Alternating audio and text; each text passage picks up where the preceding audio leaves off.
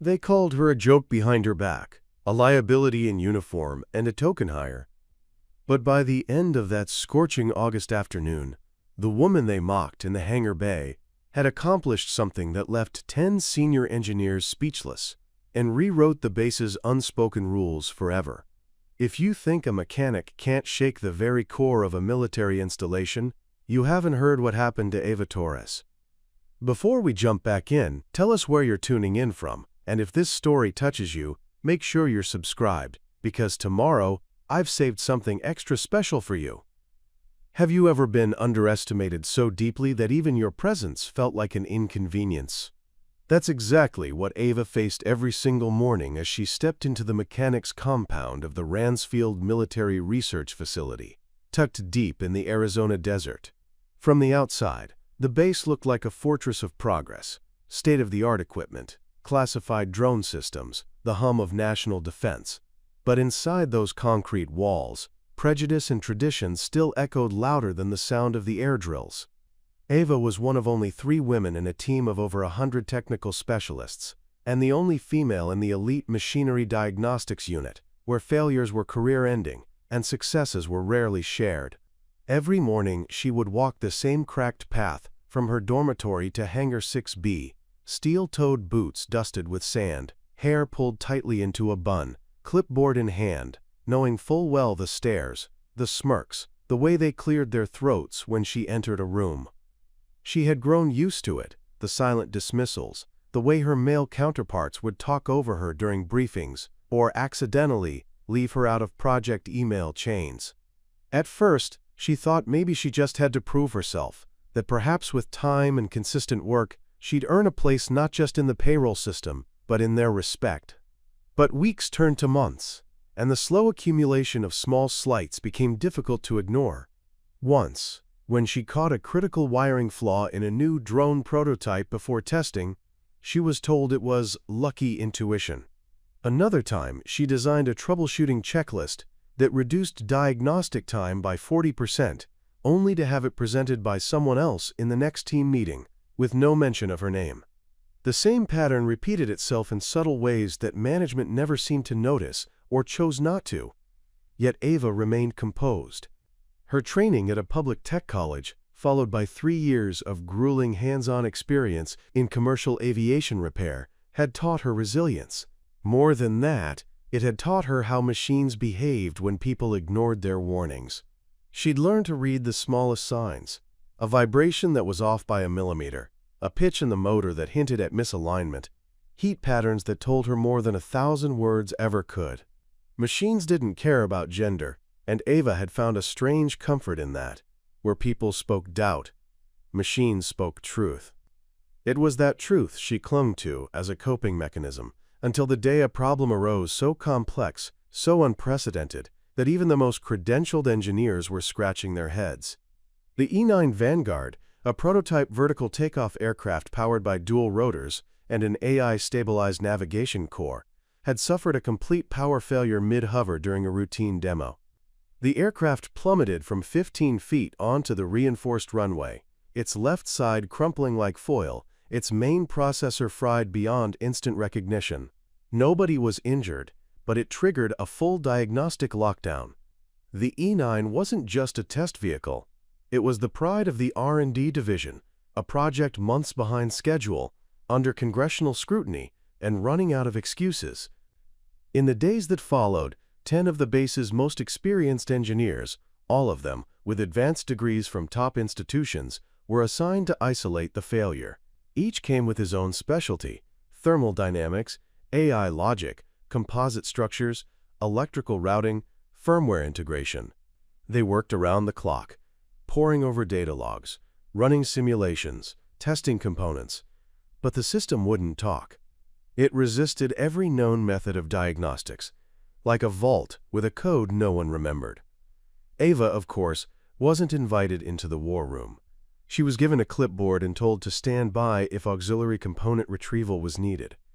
But Eva had learned to observe what others overlooked. And what she saw in those hushed meetings, in the piles of scattered schematics, in the restless body language of the so-called experts, was a pattern.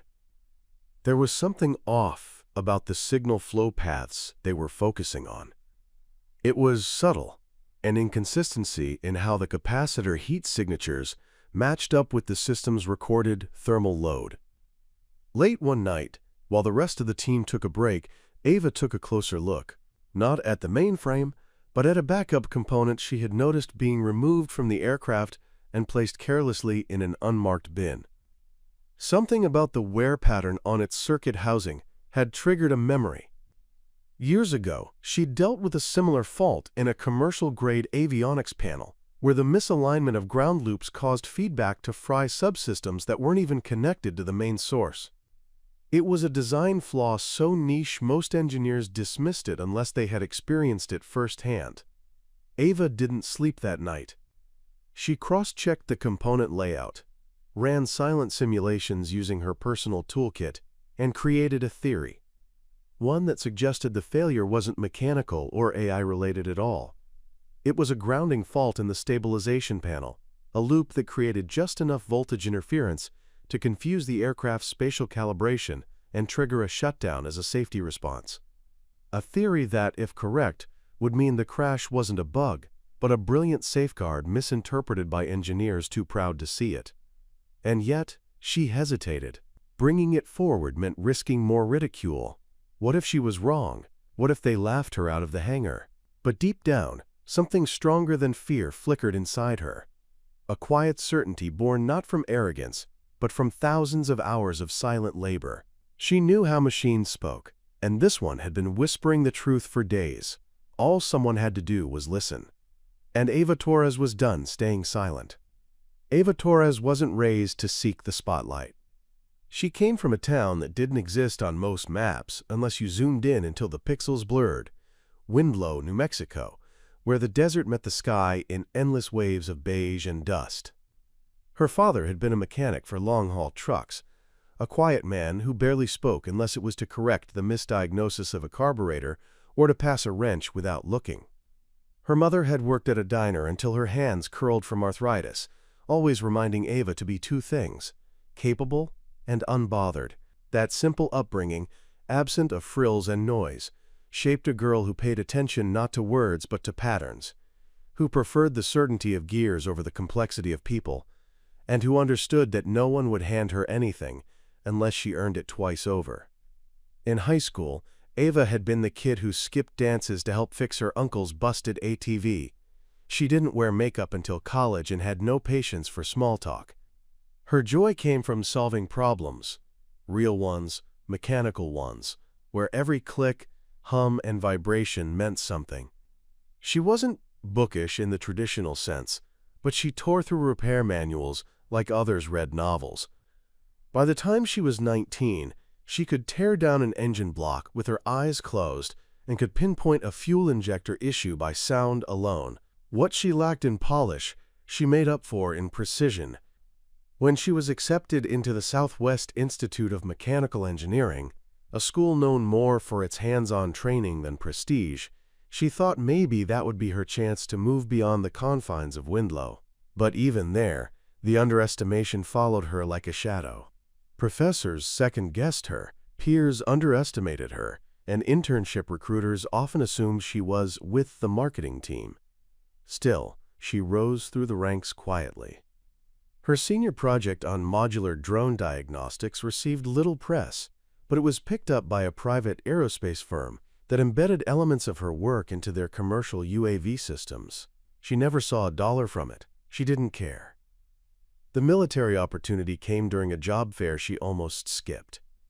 A recruiter with tired eyes and a cluttered booth had mentioned an opening at a research base needing mechanics who weren't afraid to think outside the checklist. She applied on a whim, assuming nothing would come of it. 2 weeks later, she was offered a provisional contract with the Ransfield Military Research Facility, working under civilian classification in their test craft diagnostics unit. No medals, no parades, just a chance to work with machines most engineers would kill to touch. She accepted without blinking. Preparing and narrating this story took us a lot of time, so if you are enjoying it, subscribe to our channel. It means a lot to us. Now back to the story. Her arrival at Ransfield wasn't grand. She was given a bunk in the civilian wing, a stack of NDAs, and a locker barely big enough for her gear. The hangars were a maze of steel and secrecy. Her first supervisor, Master Tech Officer Ray Lin, greeted her with the warmth of a cold wrench and assigned her to maintenance rotation rather than diagnostics, despite what her contract had indicated. "Ease your way in," he said flatly, and that was the end of it. Ava didn't protest. She knew how to bide her time. While the other recruits mingled or tried to impress the chain of command, Ava spent her off hours memorizing the wiring blueprints of every prototype in the hangar. She took notes on tool wear patterns, battery degradation rates, AI failure protocols. She studied the way each engineer approached problems, who rushed through checks, who skipped steps, who only did what the manual told them. She wasn't just trying to fit in. She was mapping a battlefield. The first few months were isolating. There were no casual lunch invites, no shared jokes in the locker room. During drills, she was often paired with equipment that had already been tested or assigned cleanup duty after diagnostics were complete. Once, someone left a tampered sensor module on her bench as a joke. She didn't complain. She fixed it and logged it as a misfiled part, and when it was later used in a successful hover test, no one noticed her signature on the internal repair log. But the silence spoke volumes. Some of it was due to gender. Yes, there was an unspoken bias on the base that women were either too delicate or too new to handle the heavier tasks. But it was also Ava's quiet confidence that rubbed people the wrong way. She didn't defer to seniority without reason. She asked questions that made people uncomfortable. She remembered everything: who had cut corners, who had falsified a report, who had taken credit for what wasn't theirs. Not to weaponize it, but because she couldn't ignore the details. Details were how things broke. And sometimes, details were how they could be saved. Her only real escape came from her nightly ritual. After dinner, she'd return to her locker, pull out a worn leather notebook, and jot down observations. Not just about machines, but about people, habits, misalignments, potential faults waiting to happen. She wasn't building a case. She was building understanding of a place that didn't want to understand her. She read technical journals late into the night and kept a miniature drone skeleton she was building from discarded parts, tucked under her bed like a secret. It wasn't about rebellion. It was about proving to herself day after day that she still belonged in this world, even if no one else believed it yet. And all this time, Ava said nothing. Not when Officer Raylan reassigned her diagnostic shift to someone less qualified. Not when her idea for a power efficiency workaround was dismissed, and then later implemented without credit. Not even when she overheard two junior techs placing bets on how long she'd last before quitting. She let it all slide. Not because she didn't care, but because she had long since learned that when you're the one they doubt, your revenge doesn't come in words. It comes when the system fails, and only you know how to bring it back to life. And soon enough, that moment would come. Ava didn't know when, or how, or what form it would take, but deep inside, she knew that machines always broke. And when they did, truth had a funny way of rising to the surface, just like oil in water. Ransfield Military Research Facility wasn't the kind of place that showed up in recruitment brochures or featured in glossy defense industry magazines. It existed in that blurry region of government oversight, real enough to swallow budgets the size of small nations, but invisible enough that its name barely registered outside a narrow network of classified circles. Set 32 miles west of Phoenix, the base was carved into a bowl of scorched desert terrain, where the sun never let up and the heat shimmered off the tarmac like liquid metal. Guard towers loomed at each corner, not ornamental but operational, staffed by soldiers who rotated shifts without ever asking questions. Access was biometric, movement was tracked, and outsiders who got too close to the perimeter fence never got close twice. Inside the base, though, the rigidity of the outside world gave way to a different kind of control, one governed not by military decorum but by hierarchy, tradition, and the unwritten rules of the engineering elite. Ransfield wasn't a base for boots-on-the-ground warfare. It was a haven for prototype development and experimental systems. Its hangars were filled with machines that didn't exist anywhere else in the world. High-altitude surveillance drones, quantum-guided flight systems, vertical-lift aircraft powered by AI, and energy-efficient engines that ran so quietly they could be mistaken for whispers. This was where theory became hardware, where battlefield tech was stress-tested before the Pentagon even knew it existed. The facility itself was divided into several sectors, each its own microcosm.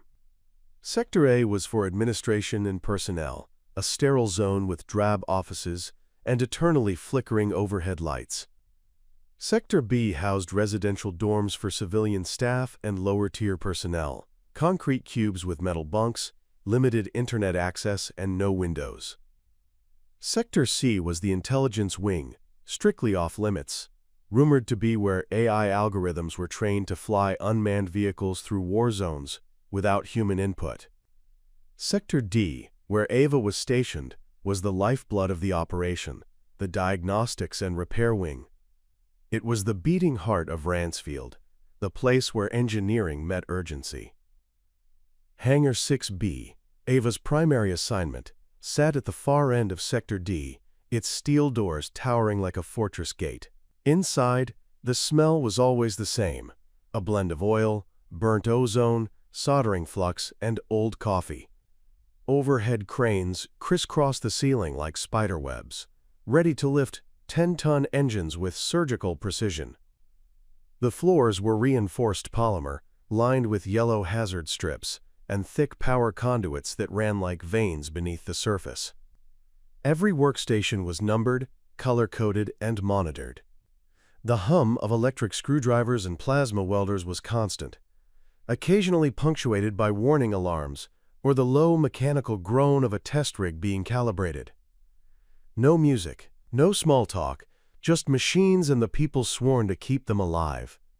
Most of the base staff walked with a sense of urgency, shoulders slightly hunched from too many hours staring into circuit boards, and skin faintly dusted in metal shavings. Their uniforms were identical, charcoal gray coveralls with embroidered name patches and ID tags clipped to the chest, but the hierarchy was unmistakable. The elite engineers moved like they owned the air, speaking in acronyms and esoteric jargon. Ava had learned quickly that credentials here mattered more than anything else. A PhD from MIT was worth more than a decade of field experience. Fluency in machine learning architecture earned more respect than having hands stained with grease. The social structure mirrored the physical one. Break rooms were cliques divided by department. The AI division stuck to themselves, speaking in bursts of Python syntax. The avionics group were quieter, more meticulous. The structural engineers liked to argue about stress tolerances over lukewarm sandwiches. And then there were the lifers, the military contractors who had been there so long they referred to aircraft by pet names and could identify faults by the pitch of a blade spin. These were the ones who treated Ava with a particularly lethal brand of condescension, smiling just enough to mask their dismissals, asking questions they already knew the answers to, just to watch her squirm. Despite being open plan in structure, Hangar 6B felt full of invisible walls. There were zones Ava wasn't officially cleared for, even though her role technically gave her access. Tools mysteriously vanished from her kit only to reappear days later. Once, someone swapped her diagnostic laptop with a dummy unit loaded with corrupted firmware. She reported it. Nothing happened. So she stopped reporting. She adapted. She learned where to walk, where not to linger, when to keep her head down, and when to make herself invisible. But it wasn't all hostility. The machines, oh, the machines. They never lied. There was something deeply sacred about running a full diagnostic on a propulsion unit and watching the data stream in like music. Ava lived for that. She would often arrive hours before her shift just to review the test logs from the night before. She was always first in, last out, rarely took lunch, and kept meticulous notes in her black-bound journal, a habit that made her even more of an anomaly among the team. If anyone asked why, she'd just shrug and say she liked keeping track of things. There was one aircraft she was particularly obsessed with, the E-9 Vanguard, a beast of a vertical takeoff prototype, still in development, its twin rotors designed to rotate mid-flight to allow both lift and thrust.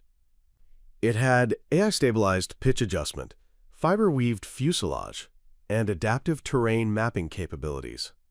It was, in every way, a miracle of modern engineering, except it kept failing. No one could figure out why. Some said it was an issue with the AI. Others blamed the heat stress from the desert environment. Ava suspected something deeper, something more foundational. She wasn't assigned to it. Officially, the Vanguard was under the jurisdiction of the Level 4 diagnostics team, engineers with more degrees than her and 10 times the recognition. But Ava paid attention. She watched from the periphery, noted how often the same panel was opened and closed again. She saw the shifts in the test log timestamps, the way certain thermal graphs seemed off-kilter. It wasn't just professional curiosity, it was instinct. Ransfield was a place of systems, both human and mechanical. It rewarded those who conformed and tolerated those who didn't. Ava Torres lived somewhere in the in-between, too skilled to be ignored entirely, too inconvenient to be welcomed fully. She understood that better than anyone. This place wasn't just where she worked. It was where she would be tested in ways no classroom or garage had ever prepared her for. And soon, the walls of Hangar 6B would bear witness to something it had never seen before. Not a breakdown, but a breakthrough. The kind that didn't just fix a machine, but rewrote the rules of who was allowed to touch it. It wasn't one man who stood as Ava Torres's antagonist at Ransfield. It was a culture made flesh in the form of lead engineer Malcolm Reed. Tall, silver-streaked, with a permanent look of bored authority etched across his chiseled features, Reed was the kind of man who wore his credentials like armor. Multiple advanced degrees, commendations from private defense contractors, and the unwavering backing of the base's project director made him nearly untouchable. He wasn't loud. He didn't shout. His weapon was indifference, the kind that made you feel irrelevant simply by the way he looked through you. And from the day Ava set foot in Hangar 6B, Reed had decided she didn't belong. To the rest of the engineering division, Reed was revered. He had overseen the development of the base's first autonomous recon aircraft and had a reputation for being unflinchingly precise, almost machine-like in his expectations. His presence in a room made conversations drop half a decibel. He rarely gave praise, and when he did, it was the kind that came wrapped in a critique. For him, every interaction was a test, and very few passed. Ava hadn't even known she was being tested until she failed. It began subtly. During one of her first group evaluations, Ava had suggested an alternate grounding configuration to improve signal stability across one of the drone systems. Reed had raised an eyebrow, scanned her badge, and said only, "Noted," before moving on. Later, she discovered her suggestion had been logged under someone else's name. She mentioned it, not confrontationally, just as a point of clarity. Reed responded by reassigning her from diagnostics to secondary maintenance on low-priority craft for the next 2 weeks. Other patterns followed.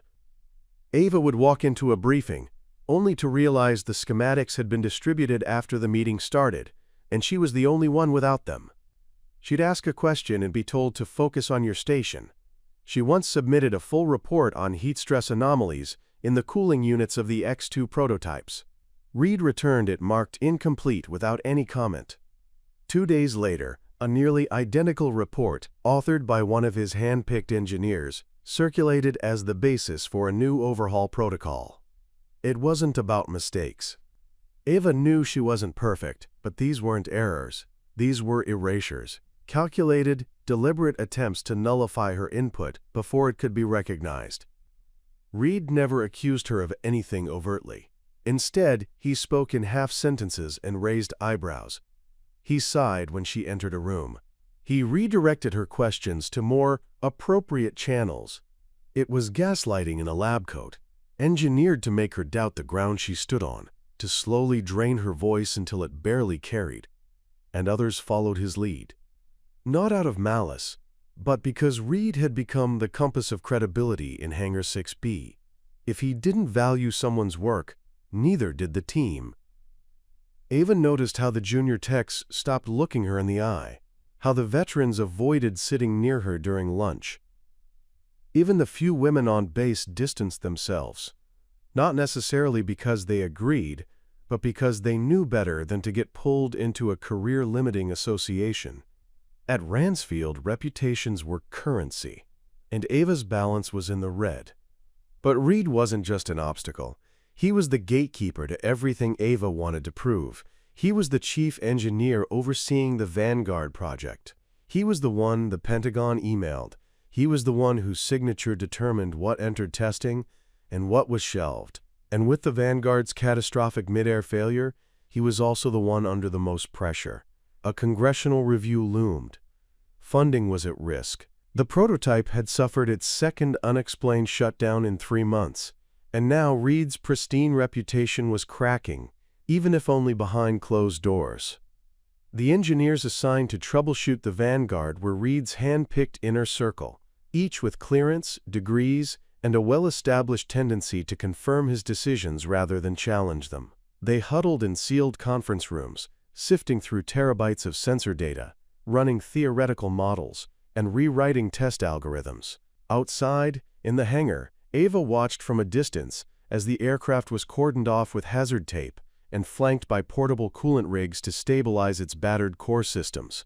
Every now and then, a member of the diagnostics team would march past her without acknowledgement, deep in discussion about failure thresholds and data inconsistencies that they somehow still couldn't explain. And then there was the underlying tension, palpable, unspoken, the kind that builds when those in control realize they might be wrong but can't afford to admit it. Ava saw it in the way Reed clenched his jaw during update briefings, in how he began assigning blame sideways, questioning the parts suppliers, the software subteam, the very environment. Anything but the possibility that the core design might be flawed, anything but a sign that someone lower than him might have a clearer understanding of what went wrong. Ava tried to raise a flag, quietly at first. She submitted an internal observation memo regarding the power distribution inconsistencies in the Vanguard's auxiliary control panel. It was precise, backed by heat maps and previous incident comparisons. The memo was never acknowledged. Later, she discovered it had been rerouted to the General Suggestions queue, a digital graveyard where non-priority reports went to die. She mentioned it to her immediate supervisor, who shrugged and told her, "Pick your battles." But Ava couldn't ignore the signs. Something was wrong with the aircraft, something fundamental. And the deeper she looked, the more convinced she became that the Vanguard's failure was less about innovation and more about arrogance. A blind spot caused by men who couldn't accept that their assumptions might be flawed. And Reed? He was the architect of that blindness, his confidence so absolute it bent the truth around it. Still, Ava waited. She wasn't impulsive. She knew that stepping forward too soon would get her silenced again. But she continued to gather data. Late at night, she accessed archived logs from the prior test cycles. She reconstructed crash timelines on her own simulation rig. She double-checked capacitor flow patterns, AI override conditions, and firmware echo loops. And what she saw was clear. The failure wasn't random. It followed a pattern, one no one else had spotted. Or maybe one they had, one they simply refused to acknowledge, because doing so would mean admitting that someone like her, someone without their pedigree, might be right. And so the stage was set, not for a technical debate, but for a collision of truths. Between a woman who saw machines with clarity and a man who saw people like Ava as background noise. The conflict wasn't just mechanical. It was personal, institutional, cultural, and neither of them knew it yet. But the Vanguard wouldn't just expose a flaw in the system's wiring. It would expose a far deeper fault line. one that had been quietly humming beneath the surface of Ransfield for far too long. Her boots echoed down the long corridor of the hangar as dawn's first light crept in through the metal slats high above. Isla kept her head down, toolbox clutched tightly in her left hand, grease-streaked fingers wrapped around its handle like it was a lifeline. The events of the past week churned in her mind. The laughter from the engineers, the suspicious glances from the commanding officers, the murmurs when she walked by. She wasn't surprised anymore, not really. She had learned early on that in a world where strength and knowledge were assumed to belong only to men, a woman had to be 3 times as good just to be seen as half as capable. But what had happened the night before shifted something deeper inside her. It wasn't just skepticism now, it was mockery, and something about that hit her differently, not like a punch, but like a crack forming in the dam of her patience. She had spent the evening poring over the schematics of the Osprey-class tactical carrier that had been grounded for almost 3 weeks now. 10 engineers from around the globe had tried to diagnose the system failure that kept shorting the communication network and causing system-wide resets in the flight control module. They had run simulation after simulation, each time claiming to be close to a breakthrough, and yet nothing had worked. Now, the higher-ups were growing impatient. That particular aircraft was needed for a classified supply mission, and without it, a critical timeline would be missed. Isla had quietly asked for access to the diagnostic logs, only to be told the problem was out of her league. She had asked again, more formally this time, through channels. She received a vague, polite denial. That hadn't stopped her. Back in her quarters, she'd reconstructed the failure logs from memory and started cross-referencing the system outputs from older models. It was there, tucked in a small data discrepancy, that she saw something no one else had mentioned: a split-second voltage drop in the auxiliary power unit during specific temperature thresholds. It was almost imperceptible, something that would normally be dismissed as sensor noise. But Isla had seen this before, during her work on a civilian aircraft upgrade in Qatar. Back then it was a similar bug in the grounding loop that caused cascading failures across multiple subsystems. That case had taken her 3 weeks to fix, but she had managed it, alone, without help, without recognition. Now, standing in front of the grounded Osprey in the quiet stillness of the hangar, she opened her toolbox and began removing the lower access panel of the power core. She had snuck in under the pretense of performing general maintenance, a risk, considering she was technically violating the assigned repair protocol, but she knew that waiting for permission would only delay a fix that was right in front of them.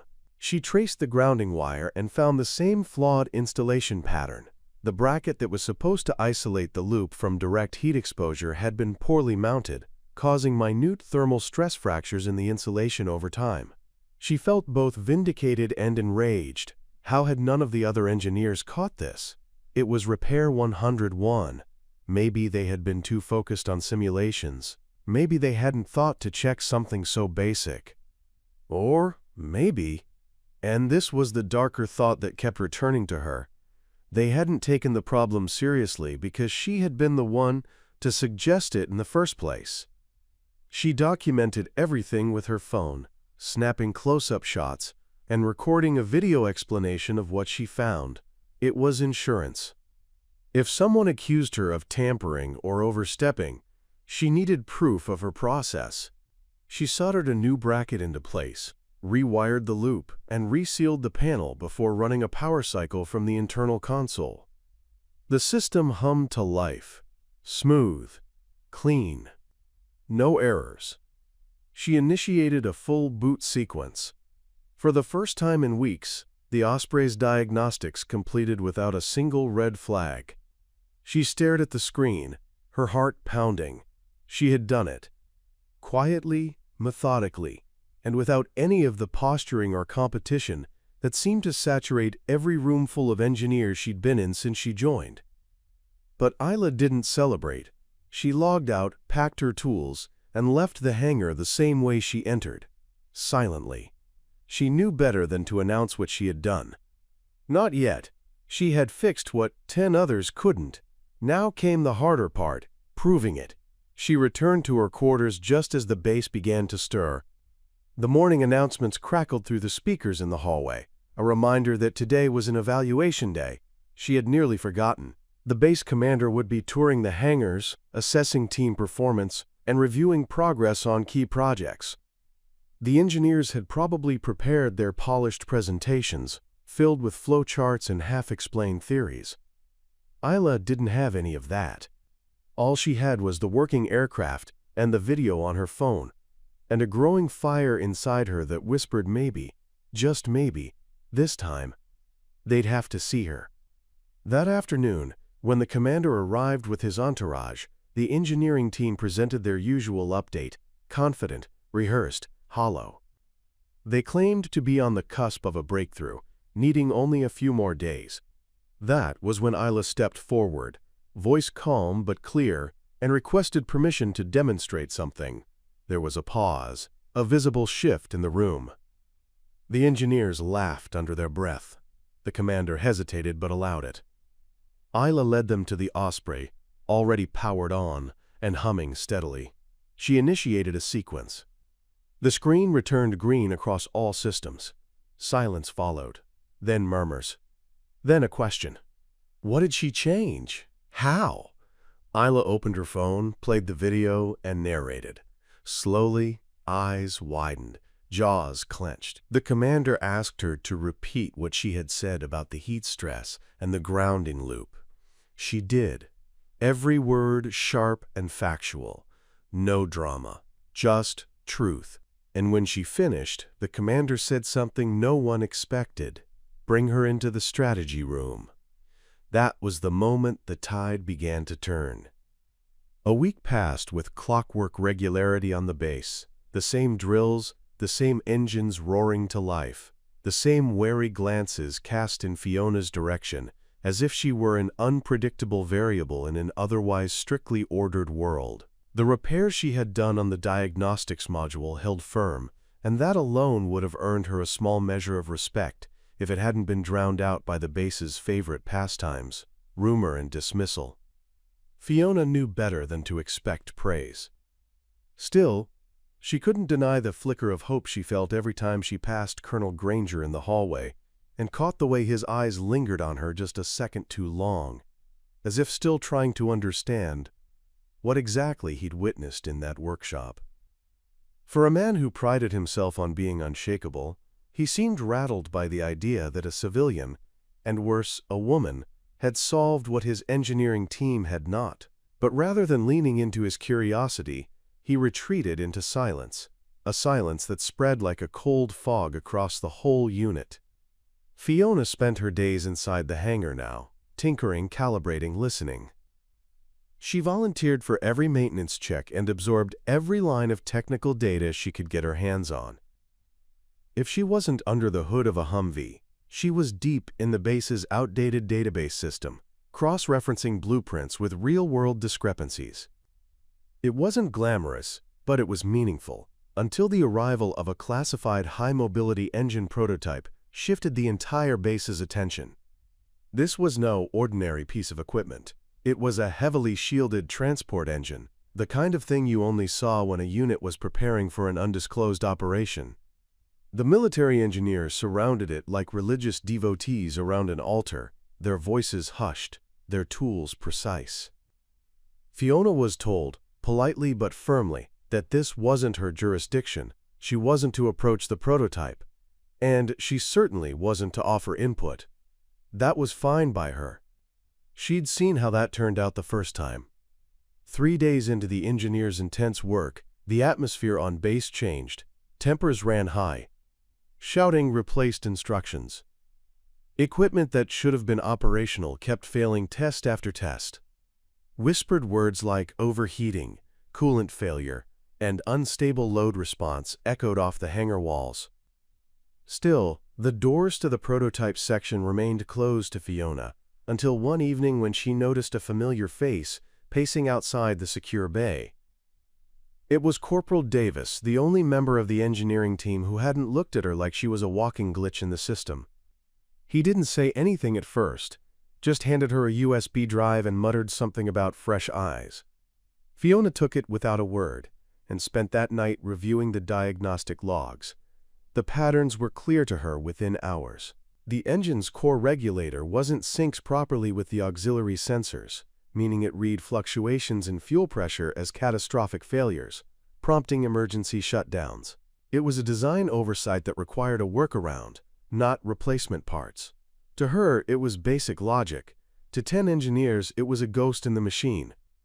The next morning, she approached Colonel Granger during breakfast in the mess hall, an unconventional move that earned gasps from nearby soldiers. Her hands shook slightly, but her voice held steady as she told him she believed she had a solution to the prototype failure. His eyes narrowed. He asked her to repeat herself. She did, slowly, clearly, with confidence. He didn't respond, just stood and walked out of the mess hall without a word. Fiona thought that was it.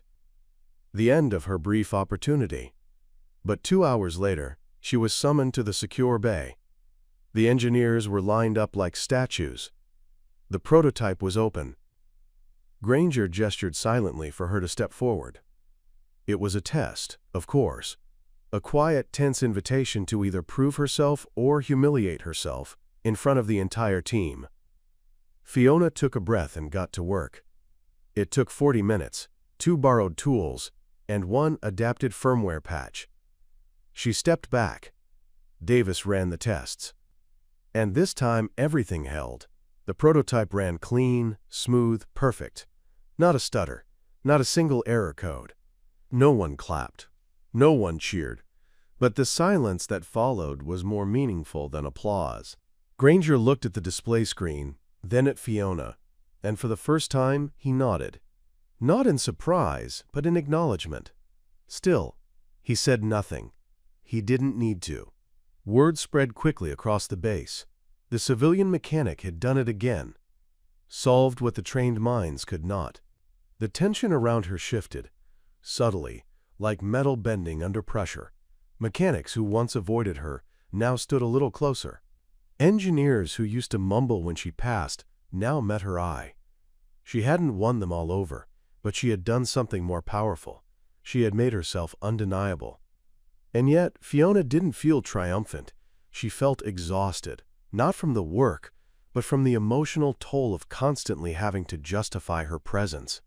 Every breakthrough only highlighted the fact that she'd had to fight harder for the same recognition her male counterparts received by default. But in that exhaustion, there was also a flame, a growing sense that maybe her role here wasn't just about machines.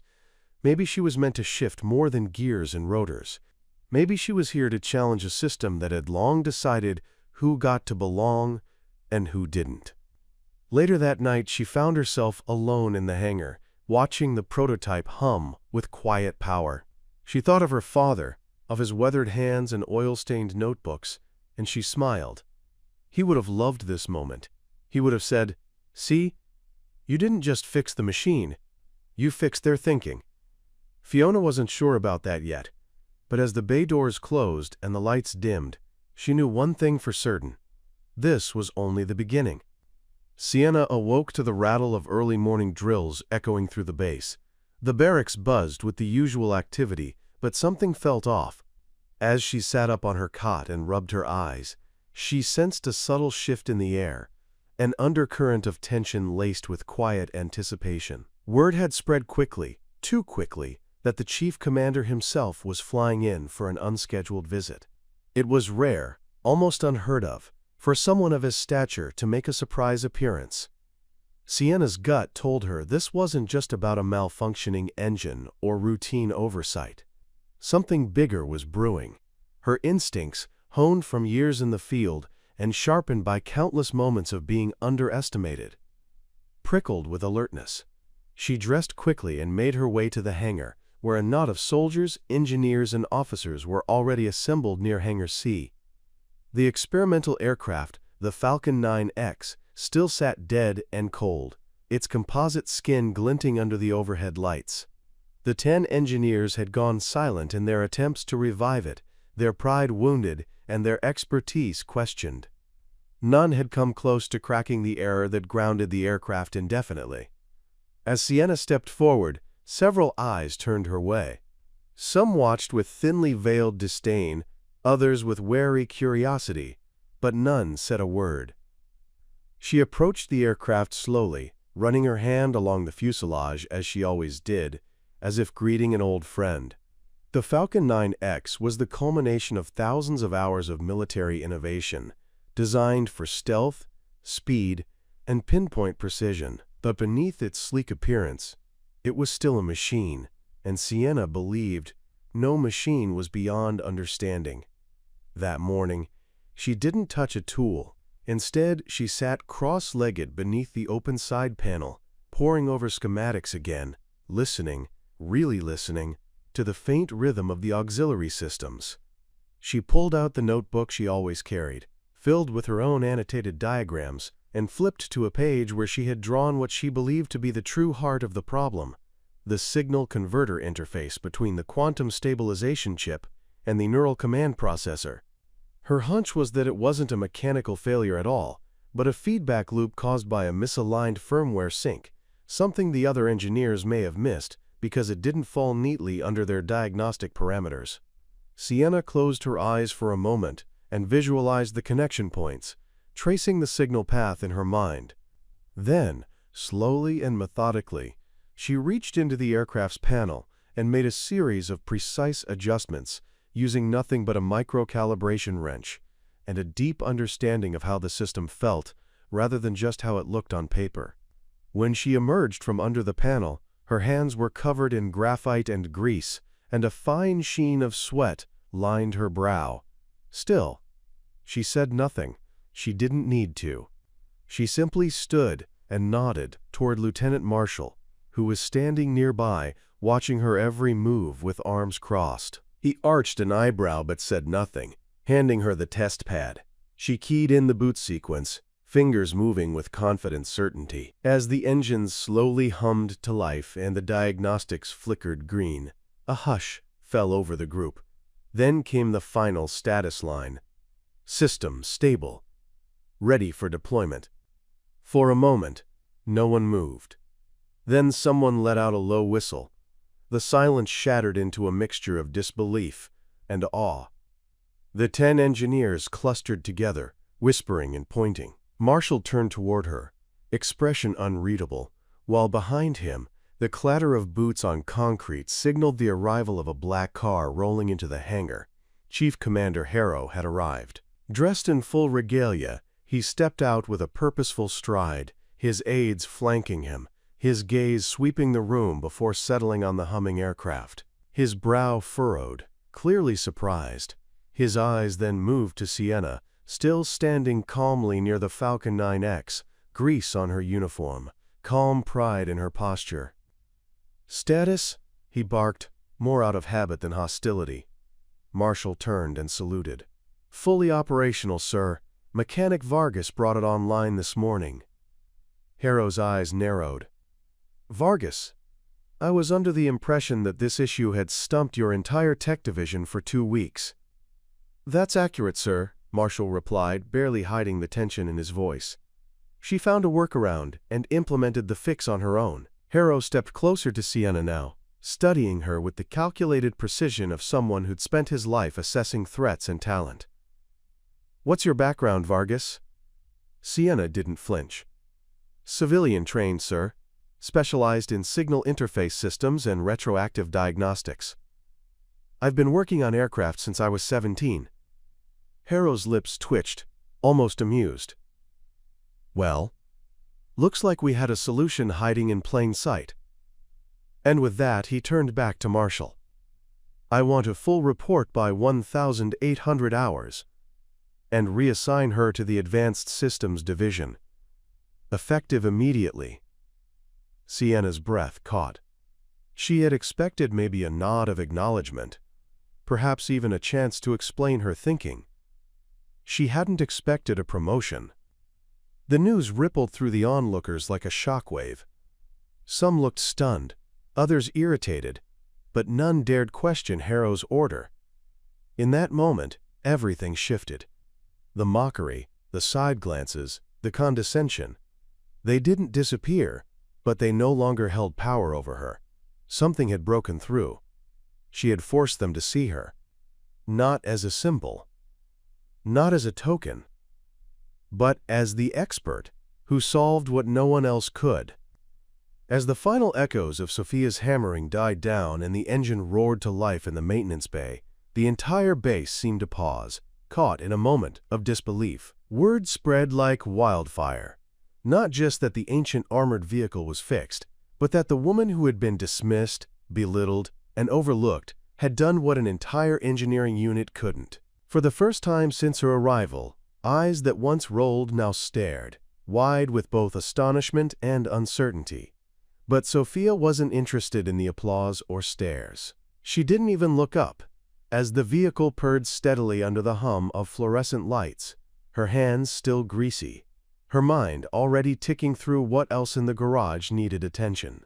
Yet the silence was shattered when Captain Harris, usually stern and unreadable, stepped into the bay with a small crowd trailing behind him.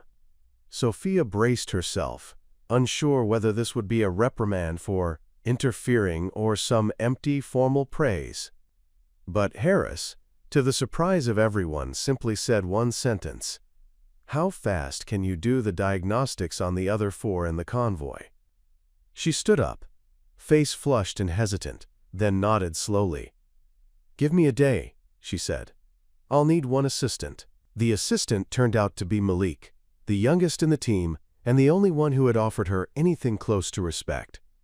Together, they worked like clockwork. Malik, despite his minimal mechanical background, became Sophia's shadow, soaking in everything from her explanations to the subtle hand gestures she used to test vibration levels.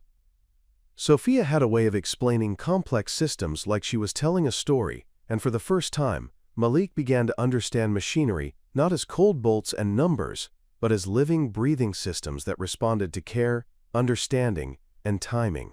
The second and third vehicles were swiftly diagnosed, and Sophia caught flaws in electrical wiring, faulty ignition codes, and worn bearings the previous team had either overlooked or misdiagnosed. She didn't announce these findings triumphantly. She simply reported them, documented everything meticulously, and moved on to the next.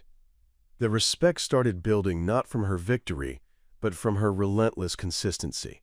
It was in the way she showed up earlier than anyone, how she took the dirtiest tools and cleaned them to perfection, and how she often left after nightfall with notes stuck to the wall and problems halfway solved. Even the senior engineers, especially Lieutenant Kramer, who once brushed her off entirely, began to hover closer during her repairs, watching not with disdain, but curiosity. Sophia noticed but said nothing. She wasn't doing this for them. She was doing it for herself, for her grandfather who had passed away never getting the recognition he deserved, and for every young girl in her hometown who had been told their hands weren't meant for wrenches. Then came the test day. With 4 of the 5 armored vehicles now operational, and the 5th still being fine-tuned, the military had scheduled a live mobility trial across the base's off-road track. Sophia was summoned, along with the engineering team, to be present during the trials. Rows of chairs lined the observation field, and high-ranking officials arrived with clipboards, binoculars, and silent skepticism. The lead tester, Colonel Darnell, gave a short speech about unexpected excellence from unexpected corners, and Sophia stood at the far edge of the group, almost unseen, arms folded tightly across her chest. The first vehicle revved up, hit the course, and completed the loop with a smoothness no one expected from such an old system. The second, then third, followed suit, one after another, completing tight turns, water dips, and steep climbs without stalling or skidding. The team watching erupted in applause after the third run, and someone called Sophia over to the tent where the base commander stood. She approached slowly, unsure whether this was another case of being put on display or an honest acknowledgement. "Was it really you who handled these systems?" the commander asked. "Every component? Every diagnostic?" Sophia nodded quietly. "With assistance from Private Malik. But yes, I ran all checks and oversaw the tuning." The commander looked her over for a long moment, then extended his hand. "Exceptional work, Corporal. From this moment on, you're not an auxiliary. I'm assigning you to lead the diagnostics unit for the remainder of the convoy." Her breath caught. This wasn't just a title. It was the first time in her career that someone in command acknowledged her not as a token or a temporary placement, but as a leader. She accepted the handshake. Around her, faces that once sneered now looked humbled, and Malik beamed like he had just graduated from something far bigger than training. As the crowd dispersed, Sophia sat on the hood of one of the freshly tested vehicles, her jumpsuit stained with oil and dust, her hands resting loosely on her lap. She had proven something deeper than skill. She had shown that integrity, resilience, and patience in the face of systemic doubt could shake the very ground of tradition. But deep down she knew the journey wasn't over. This was only the beginning. The weeks that followed passed in a blur of purpose and intensity. Sophia, now officially leading the diagnostics unit, didn't allow the recognition to slow her down. If anything, it sharpened her focus. With new responsibilities came new expectations, and while she didn't care to please the doubters, she refused to become the kind of leader who coasted on past wins. Each day began before dawn, the quiet stillness of the base a backdrop to her steady footsteps through the gravel paths that led to the vehicle yard. She kept meticulous logs, revised systems, and began training protocols for junior mechanics, not because she was asked to, but because she couldn't stand watching them make the same overlooked mistakes. Malik remained by her side, steadily growing in confidence under her tutelage, asking deeper questions, attempting minor repairs without prompting, and slowly becoming more than just an assistant. He was a witness to her process, and Sophia began to see in him a reflection of her younger self, hungry to prove something, uncertain of his place, but full of raw curiosity. The transformation in their small unit didn't go unnoticed. Reports from the field indicated improved vehicle uptime, fewer emergency breakdowns, and smoother operations overall. Officers who once questioned the value of a woman in the garage now sent requests for her to consult on more than just diagnostics: wiring for comms systems, long-term efficiency planning, even upgrades to decades-old components that no one had touched for years. Yet the more visible she became, the more the weight of scrutiny returned. Some of the senior staff who had been embarrassed by her success began pushing back in subtle ways, demanding reports with tighter turnarounds, questioning decisions made without their input, and suggesting she was taking too much control. Sophia knew the pattern well. It wasn't about protocol, it was about power. She responded the only way she knew how, with flawless work, transparent records, and consistent delivery. Still, there were nights when the pressure wrapped itself around her chest like a tightening vice, and she found herself alone in the workshop long after curfew, just to breathe without eyes on her. One night, while adjusting the calibration on a vehicle's temperature regulation system, she heard footsteps. Turning around, she found Captain Harris watching her quietly, hands tucked behind his back. He didn't speak at first, simply walked around the vehicle, inspecting the open panels, then met her eyes with a look that was neither stern nor soft. "You're pushing too hard," he said finally. "Even machines have limits." Sophia straightened, wiping her hands. "And yet we expect them to run under fire, across deserts, through floods. I'm just making sure they don't fall apart." Harris nodded once. "I meant you, not the machines." For a moment, the silence hung heavy. Then, more softly, he added, "You've done more in 6 weeks than some of our teams did in 6 months. But don't let it eat you. Recognition comes slowly, and resentment often comes faster." She didn't know how to respond. Gratitude mixed with exhaustion in her throat, but she simply nodded. After he left, she sat on a crate and stared at the open chassis of the vehicle, the exposed wires like veins, the hum of the cooling system whispering through the air. She had built her reputation with calloused hands and sleepless nights, but Harris was right. There was more to longevity than grit. The turning point came during a surprise inspection visit from Central Command. A high-ranking general arrived with an entourage, eager to review base operations and readiness. Sophia had only heard about the visit 2 hours before it happened. Yet by the time the group entered the garage, her team stood ready. Tools down, uniforms clean, documentation presented in perfect order. The general's questions came rapid fire, probing technical specs, logistical timelines, and training regimens. Sophia answered them all without hesitation. Her delivery was crisp, confident, grounded in data and field reports. She noticed the general's expression shift from polite curiosity to measured respect. But it wasn't until he paused in front of one of the oldest vehicles, previously marked as non-operational, and remarked on its flawless condition that Sophia saw the full impact of her work. The general turned to Harris and said, "Whatever you're doing in this unit, keep doing it. I've never seen a diagnostics team run this tight. Who's heading this section?" Harris didn't hesitate. "Corporal Reyes. She rebuilt this team from the inside out." The general looked at her, eyes narrowing slightly, as if weighing her against a lifetime of assumptions. Then, he extended his hand. "Impressive. We need more like you." That evening, after the entourage left and the base began settling into its usual rhythm, Sophia sat with Malik under the skeletal frame of a half-disassembled rover. They didn't speak much, just sipped from lukewarm mugs and let the hum of distant drills fill the quiet. Malik finally broke the silence. "You think they'll ever stop being surprised when it's someone like you who gets things done?" Sophia smiled faintly. "Maybe not.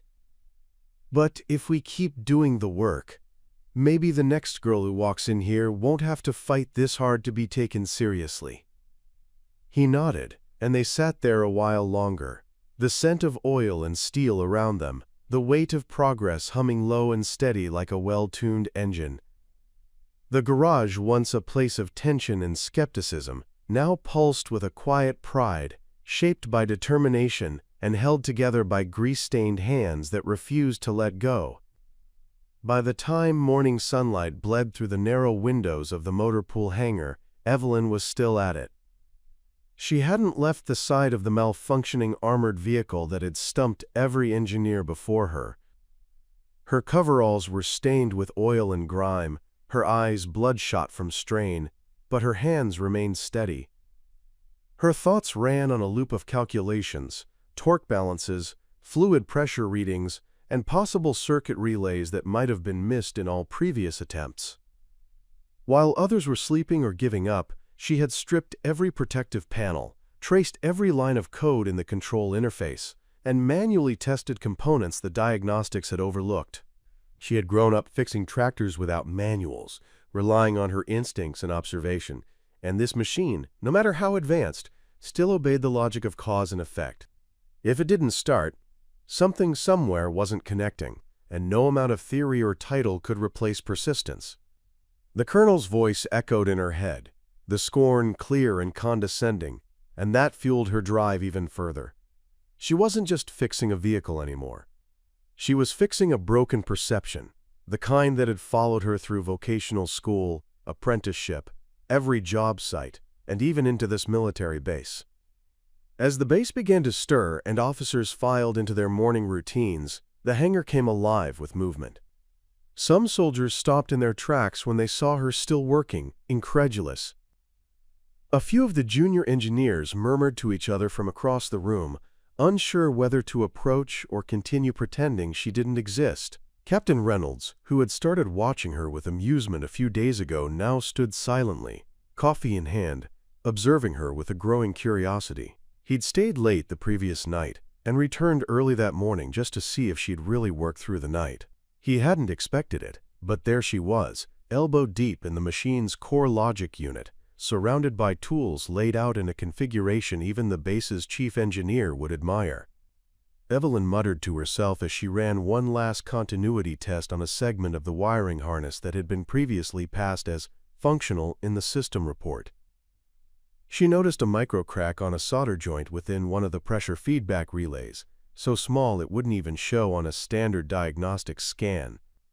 It was a failure point that only hands-on inspection would catch.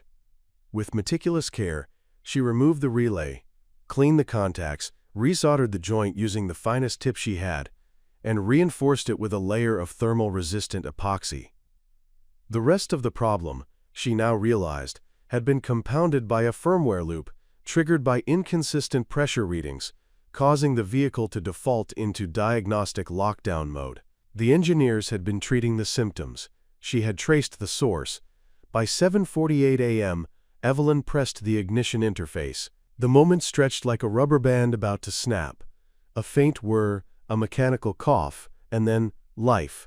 The engine rumbled to a stable idle. The indicator panel that had previously remained dark now lit up in sequence, confirming systems online. She exhaled so slowly she hadn't realized she'd been holding her breath. Captain Reynolds stepped forward, the sound of his boots on the concrete amplified by the quiet awe in the room. A few more soldiers had gathered, drawn in by the unexpected noise of the engine.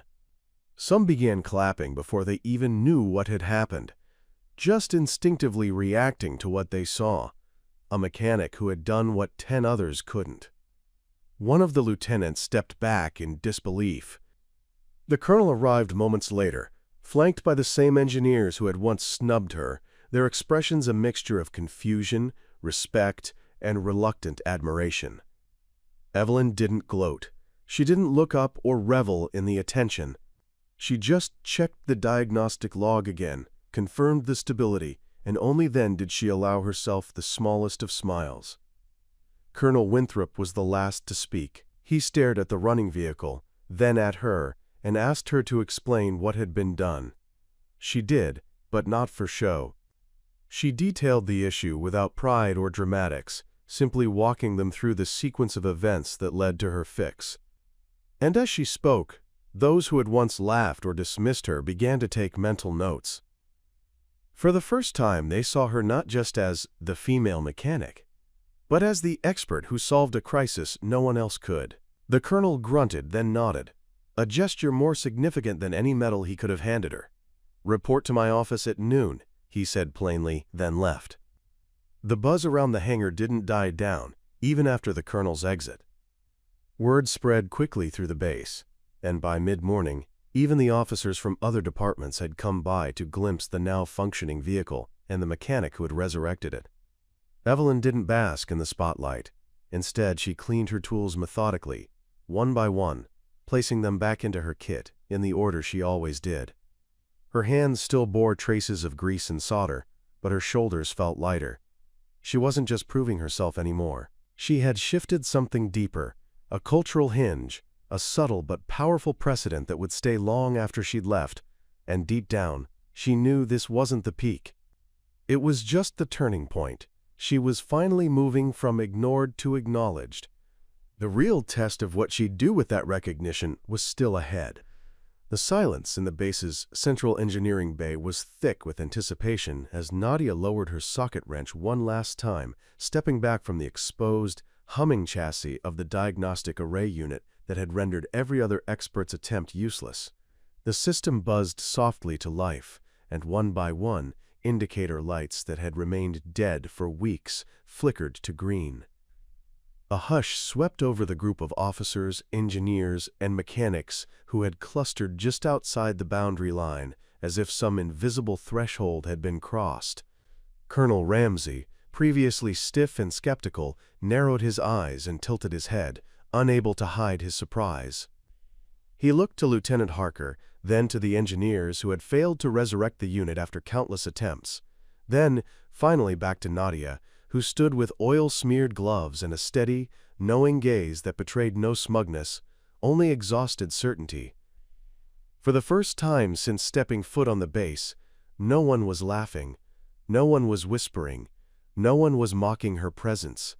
They were all staring, some in disbelief, some in awe, and some in quiet shame.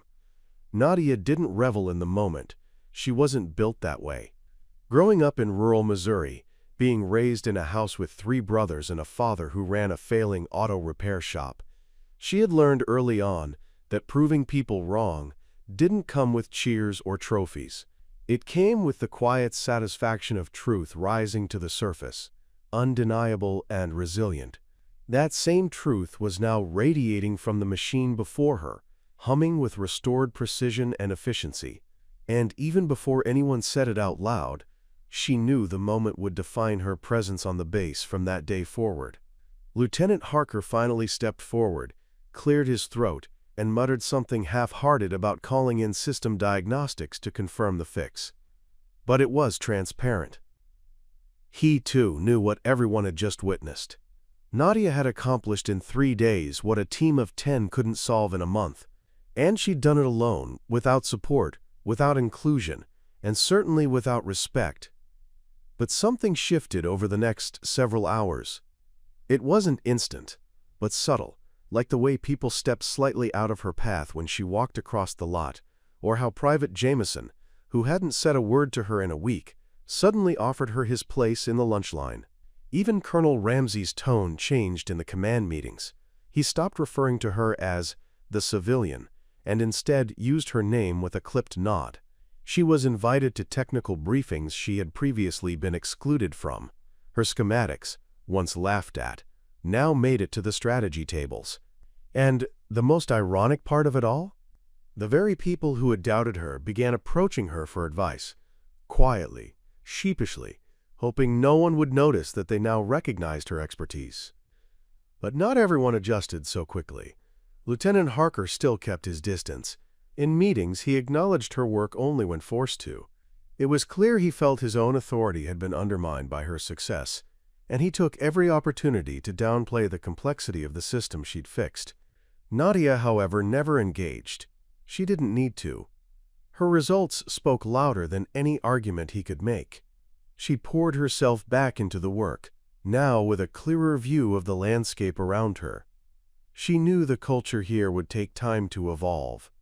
One win didn't erase decades of bias, but it cracked the door open, and she had no intention of letting it close. Her breakthrough didn't just impact perceptions, it had tactical consequences. The diagnostic array was integral to the base's secure comms link with their forward operations team stationed in northern Nevada. With the system down, encrypted communications had been routed through backup satellite systems with severe delays. Now that Nadia had brought the system back online, coordination between engineers and field operatives improved dramatically. It wasn't just a mechanical win, it was a strategic one.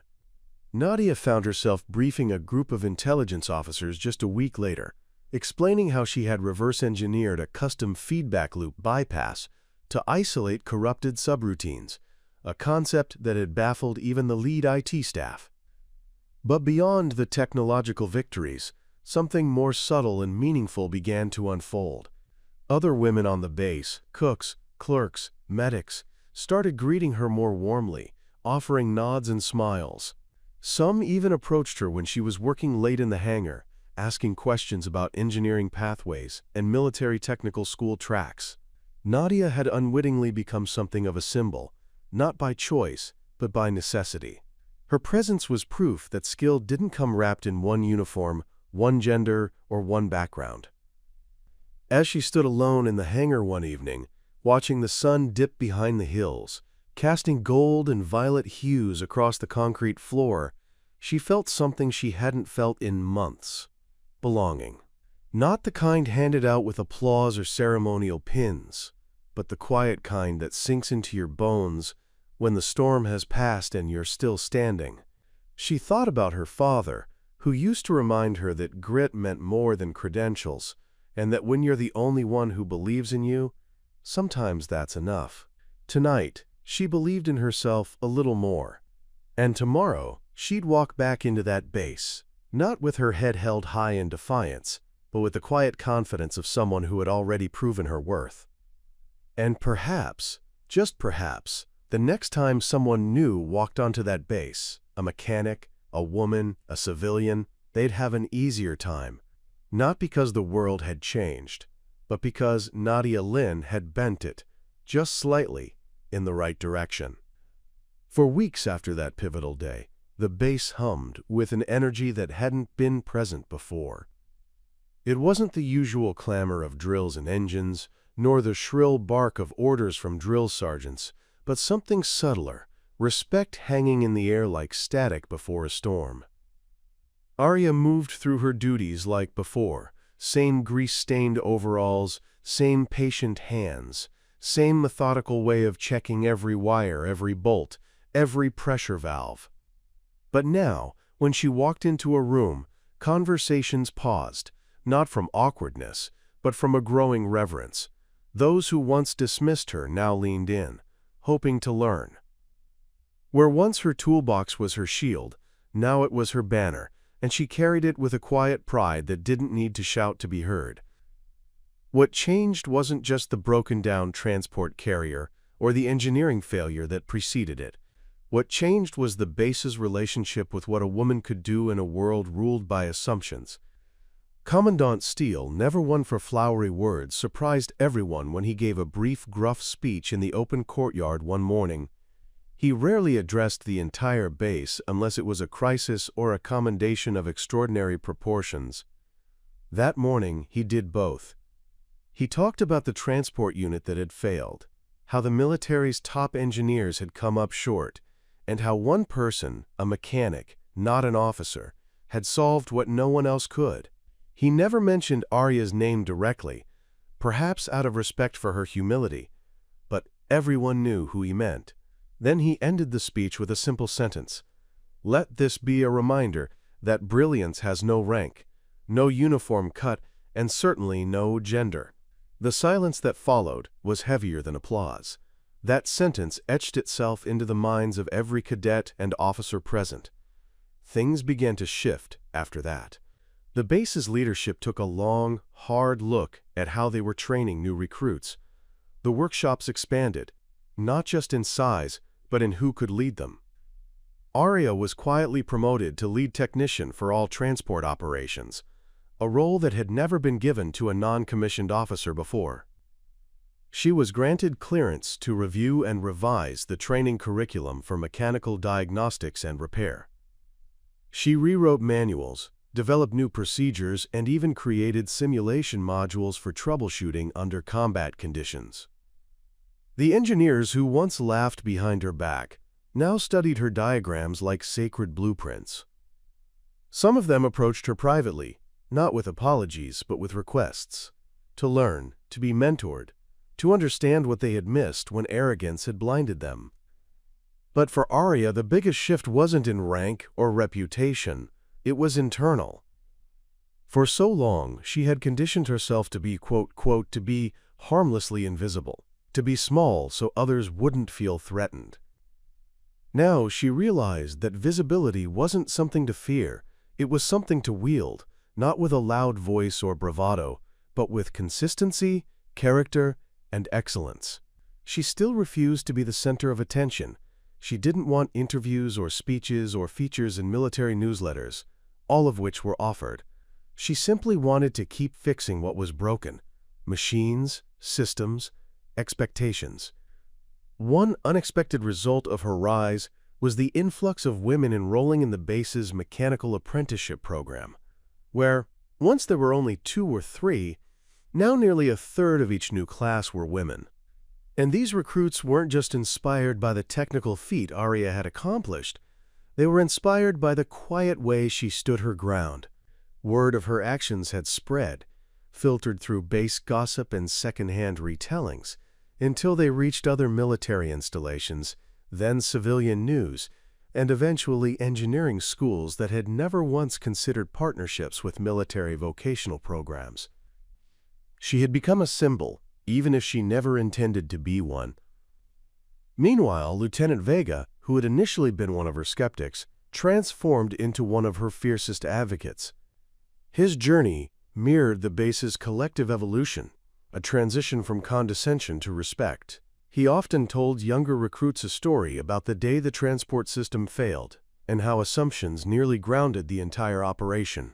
He always ended with the same line: the smartest person in the room isn't the one barking orders, it's the one asking the questions no one else thought to ask. Arya's relationship with her father also deepened. Though he had always been proud of her, there was a quiet satisfaction in his eyes now that hadn't been there before. A kind of contentment that can only come from seeing your child not just survive, but lead. They exchanged more than just technical notes and sketches now. They shared philosophies, theories, and stories.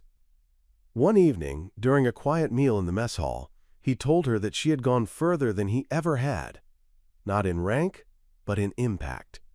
That simple statement meant more to her than any commendation she would ever receive. And yet, Arya remained unchanged in the ways that mattered. She still preferred the workshop over the war room. She still found solace in the rhythm of turning a wrench or tracing a circuit. And when new recruits, both women and men, came to her for advice, she didn't give grand speeches or motivational lectures. Instead, she handed them tools, showed them where to look, and told them to trust their hands as much as their heads. Because in the end, that was what had saved the mission. Not ego, not title. Just the patient persistence of a woman who believed that even the most complicated problems had a solution, if you listened long enough to hear the engine whisper. Amidst the sudden hum of newfound admiration, there was still a thin residue of doubt clinging to the edges of Fort Meriton's rigid culture. Word had spread fast, too fast. From the engineering wing to the canteen, everyone was now whispering about the mechanic who'd outsmarted 10 of their brightest minds and revived a tank no one believed would ever run again. But while some were astonished and genuinely impressed, others scrambled to rationalize what had happened. They said it must have been a fluke, that maybe the fault was so minor it had slipped past the overcomplicated scrutiny of the engineers. Some even speculated she had help from outside, or that the tank wasn't as broken as claimed. Yet beneath all the denial was a growing shift in the energy around Ilara. Fewer people snickered when she walked into the workshop. The side glances she once received were starting to look more like curiosity, or even something resembling respect. But Ilara didn't let any of that get to her head. She knew how quickly admiration could turn, and how thin the line was between reverence and resentment. Besides, her job wasn't done. Fixing that tank had only been the beginning. Now people were watching her with new eyes, waiting to see if she could back up her success with consistency. So Ilara worked harder than ever. She showed up earlier, stayed later, and took on assignments others avoided. One by one, she tackled each machine in the yard, old generators, armored trucks, backup communication vans, and breathed life back into them. It wasn't just her technical skill that set her apart anymore. It was her attitude. She wasn't in it for the praise or the recognition. She wanted the machines to work, the missions to succeed, and the soldiers relying on those machines to stay safe. Slowly, the base's culture began to crack open. Soldiers who had never bothered to learn her name now approached her to ask for advice. Engineers began to drop by her workstation, asking how she diagnosed problems so efficiently. She never lorded it over them. She simply explained, sometimes drawing diagrams, sometimes walking them through a system live, always patient and clear. It wasn't long before her workstation, once tucked in the corner like a forgotten broom closet, became a quiet hub of learning. Younger recruits, both men and women, gravitated to her. Some came with genuine curiosity, others looking to sharpen their skills. She never turned anyone away. She knew what it had felt like to be alone, to be underestimated, and she didn't want anyone else to feel that same weight. One day, Commander Rourke, who had been notably silent since her first major success, called her into his office. Ilara stood in front of his desk, unsure what to expect. He didn't offer her a seat. He simply stared at her for a moment, then pulled out a folder and slid it across the desk toward her. Inside were schematics for a new type of remote terrain vehicle being considered for deployment in desert operations. "I want your opinion," he said without a trace of sarcasm or condescension. It was a small moment, barely a ripple on the surface of military protocol. But Ilara knew the significance. For months, Rourke had treated her as if she didn't exist. Now he was not only acknowledging her, but trusting her judgment. She spent 2 nights going over the schematics, making careful notes, and identifying a few areas where mechanical resilience could be compromised by sand exposure. When she returned the folder with her recommendations, he gave a short nod. He didn't thank her, but he passed the notes along to the procurement division. From that point forward, it was as though a quiet green light had been given. More high-priority assignments found their way to her bench. When systems failed mid-training exercises, officers began asking specifically for Alara's input. And while she continued to work humbly and quietly, the top brass could no longer ignore what was happening. Eventually, her name was floated for a training role, something advisory at first, not official. She was asked to mentor incoming engineering recruits on practical diagnostics and creative problem-solving. For someone who once had to prove she even belonged in the motor pool, she was now being asked to shape the next generation. Ilara accepted, but only under one condition, that all recruits, regardless of rank, background, or gender, receive equal opportunities to learn and contribute. Her condition was met with some hesitation, but ultimately approved. As the weeks unfolded, her sessions became known for being brutally thorough, yet deeply effective. She didn't coddle, but she didn't belittle either. Every challenge was a puzzle to be solved, every failure a lesson, not a punishment. Her name was being spoken far beyond the base now. Word had spread to other installations, even to command sectors. Occasionally, she received letters from strangers, young women in tech schools, mechanics in rural towns, who had heard about the woman who turned a hostile base into a place of learning and respect. But for Alara, the true victory wasn't in the headlines or whispers of admiration. It was in the way people had stopped looking through her, the way hands that once pushed her away now reached out for guidance, the way silence had turned into conversation. And yet, despite all the change, one question still burned quietly in her mind. Would they have accepted her this way if she hadn't saved that tank? Was respect something earned only by extraordinary feats, or could it ever be extended simply because someone showed up and gave their best? It was a question she didn't yet have the answer to, but she was willing to keep showing up until she found it. The next morning, the base was abuzz with anticipation.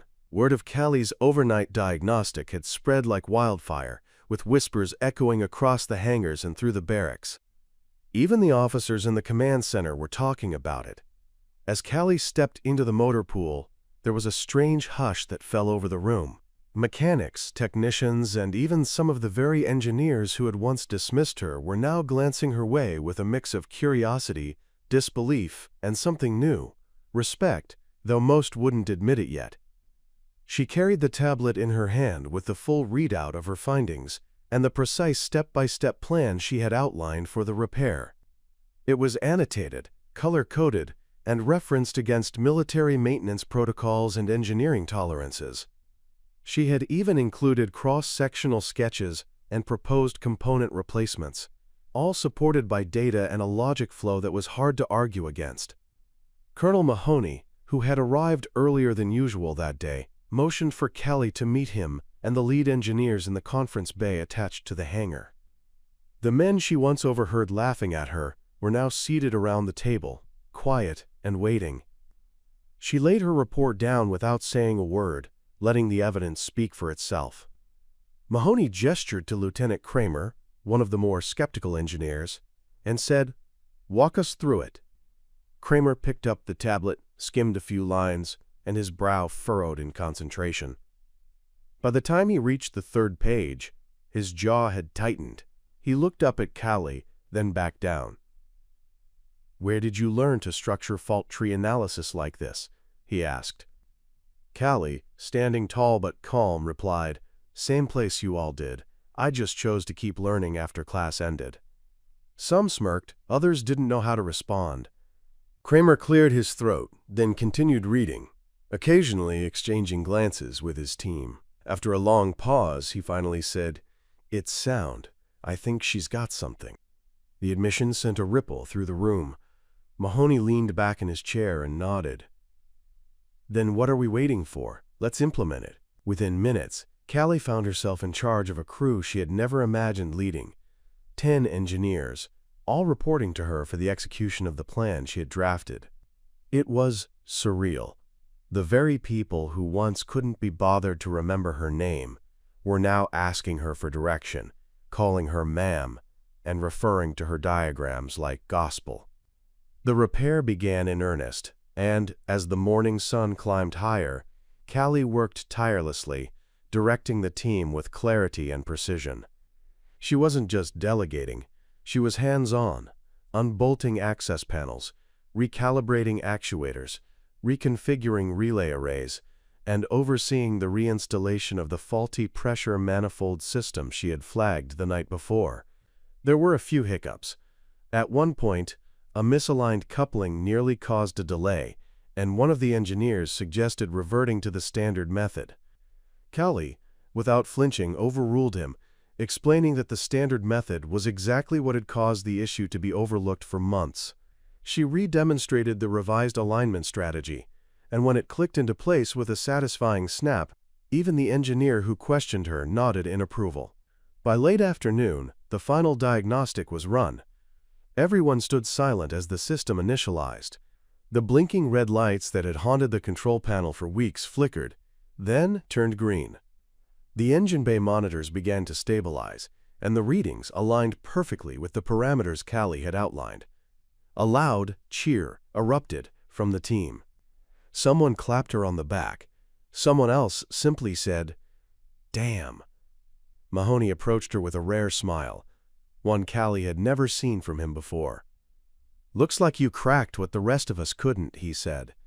"You've saved the Air Command days, maybe weeks of downtime, and that's not just a fix. That's a mission restored."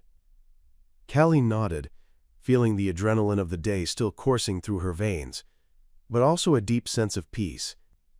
This was what she had fought for, not just to prove herself, but to make a difference where it mattered.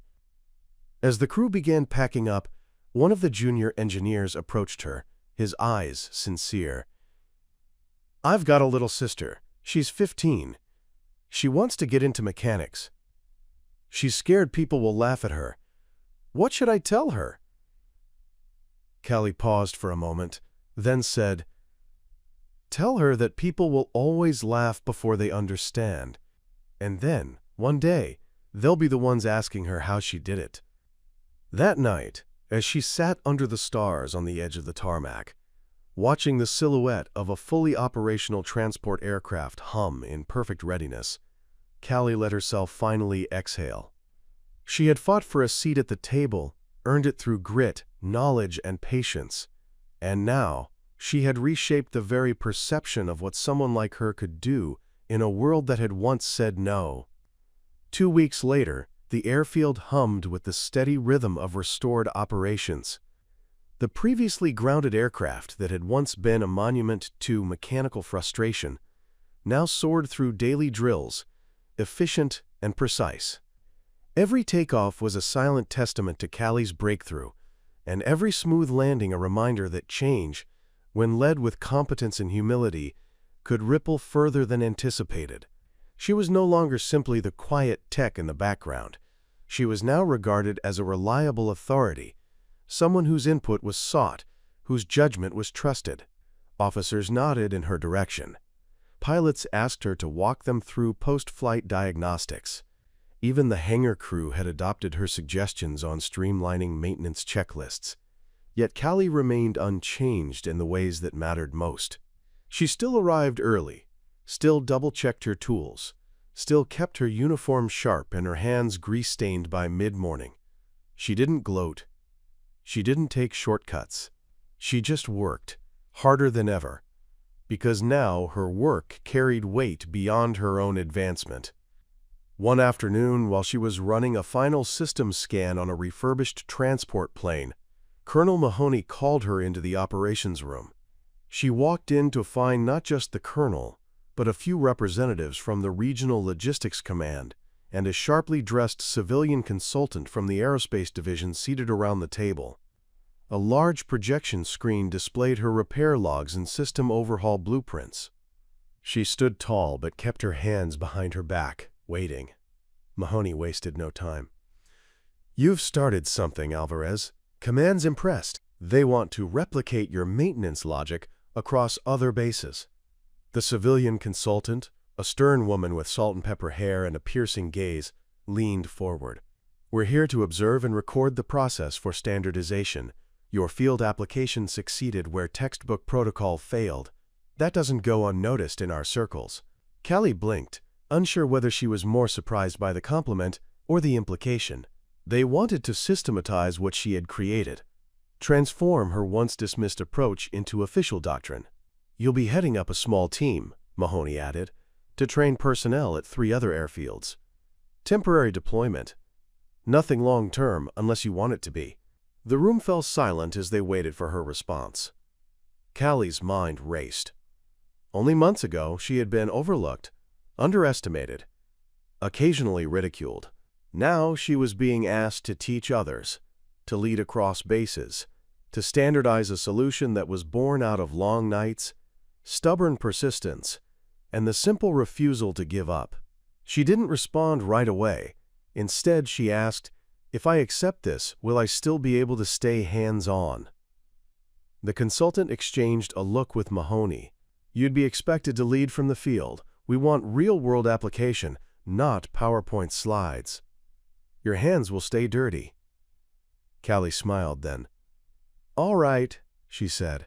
"Let's get to work." The following days were a whirlwind. She packed light, bringing only her essentials: her toolkit, her diagnostics tablet, her notebooks filled with sketches and annotations, and a single photograph of her father, the man who first handed her a wrench when she was 8 years old and told her not to be afraid of fixing what was broken.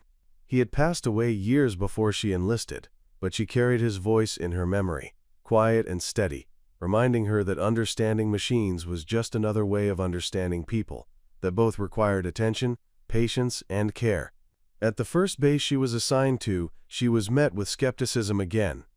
Older mechanics squinted at her ID badge, young recruits whispered to each other during briefings, and a few officers seemed more interested in watching her fail than in following her lead. But Callie was no stranger to resistance. She started the same way she always had, quietly, methodically, with an undeniable grasp of every bolt, wire, and pressure gauge she touched. And one by one, the walls came down. In less than a month, she had retrained the primary maintenance crew, redesigned their error logging system, and overhauled their engine testing protocols. Efficiency rose. Downtime dropped. The second base welcomed her with less suspicion and more curiosity. By the time she arrived at the third, she was greeted as a problem solver. Not a miracle worker, not a prodigy, just someone who understood machines and believed in what she did. Her name began to circulate in dispatch reports and technical forums. Other bases sent queries. Her notes were studied, her diagrams replicated. Somewhere between long days on the tarmac and quiet nights updating logs by lamplight, she realized something profound. She had become what she never thought she'd have growing up: a standard, a reference, the kind of person someone else might point to and say, "You can be like her." On her final day of the rotation, as she prepared to return to her original base, she found a letter tucked into her tool bag. It was from a young cadet she had mentored during her second deployment. The note was short but powerful. "I was going to quit. I thought I wasn't cut out for this. But watching you made me want to stay. Thank you for showing me that quiet strength is still strength." Callie read it twice, folded it neatly, and placed it in the same pouch where she kept her father's photo. As the transport plane lifted into the evening sky, she looked out the window, watching the airfield shrink beneath her. She had fixed engines, redefined standards, challenged prejudice, and opened doors for people who, like her, were once underestimated. And she had done it not by shouting the loudest, but by never wavering in her belief that excellence would speak for itself. The roar of the aircraft echoed in her chest, steady and strong.